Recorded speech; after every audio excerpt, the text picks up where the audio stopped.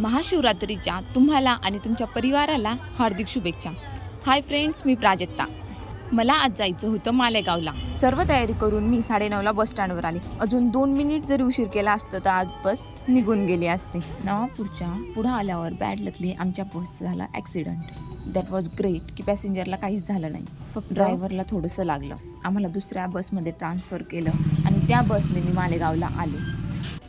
मालेगाव पोचता आम्हाला 3 वाजून गेले. घरी कोणाला सांगितलं नव्हतं की मी येणार आहे. फक्त नैनाला आणि परीला माहिती होती. गीतू बाहेरच उभा होता पण त्यालाही माहीत नव्हतं. तो पण सरप्राईज झाला. पुढचा व्हिडिओ बघूया नेक्स्ट पार्टमध्ये. बाय.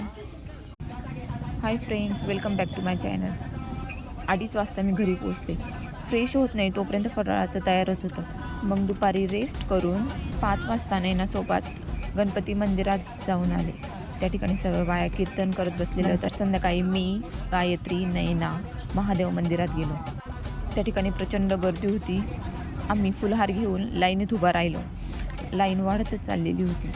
हे महादेव मंदिर मालेगावमधील जागृत देवस्थान आहे. मंदिराच्या मागे आहे किल्ला. त्या ठिकाणी मम्मीने ते शाळेत जायचं. या ठिकाणी रात्रीच्या कीर्तनाची तयारी चालू होती. हे छोटंसं बाळ आम्हाला भेटलं. सोबत खेळत खेळत कधी मंदिराजवळ आलो माहितीच पडलं नाही. पहिले आम्ही बाप्पाचं दर्शन घेतलं, मग त्यांच्या पप्पाचं दर्शन घेतलं.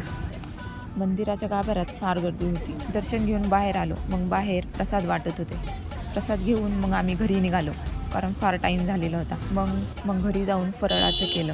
एवढं सारं होतं तर असं वाटत होतं उपास नाही. मग टाईम आला पेढ्यांचा. मी जाईल आणि माझे मामा पेढा नाही आणणार असं कधी होतच नाही. ट्रॅव्हल करून दिवसभर फार थकले होते, त्यामुळे मी फराळाचं केलं आणि झोपून गेले. पुन्हा भेटूया नवीन व्हिडिओसोबत. बाय. हॅलो फ्रेंड्स, सकाळी मी फ्रेश होऊन 11 वाजता मामासोबत डॉक्युमेंटचे काम करण्यासाठी गेले. आम्हाला वाटलं त्या ठिकाणी गर्दी असेल, पण थँक गॉड त्या ठिकाणी गर्दी नव्हती. त्यामुळे आमचं काम पटकन झालं.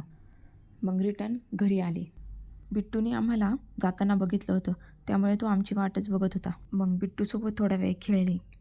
मला 3 वाजता बस होती, त्यामुळे मी फ्रेश होऊन जेवण केलं आणि बॅग पॅक करून ठेवली. घरात एकतरी प्राणी पाहिजेच, त्यामुळे आपलं टेन्शन, फ्रस्ट्रेशन सगळं कमी होतं. मग 2:30 वाजता पिंट्या मामाला बस स्टँडवर सोडण्यासाठी वाट बघत होता. बिट्टूने ते बघितलं. त्याचं भुंकणं थांबतच नव्हतं, कारण तिला समजून गेलं की आम्ही कुठेतरी चाललो आहे. बस स्टँडवर पोहोचल्यावर तिथं मालेगाव सुरत बस लागलेली होती. मी बसमध्ये बसले आणि बारडोलीला निघाले. सकाळी आणि रात्री प्रवासाला काहीच नाही वाटत, बट दिवसा प्रवास करायचं म्हटलं की फार जीवावर येतं. तसंही मला घरी जाता जाता रात्रच होणार होती.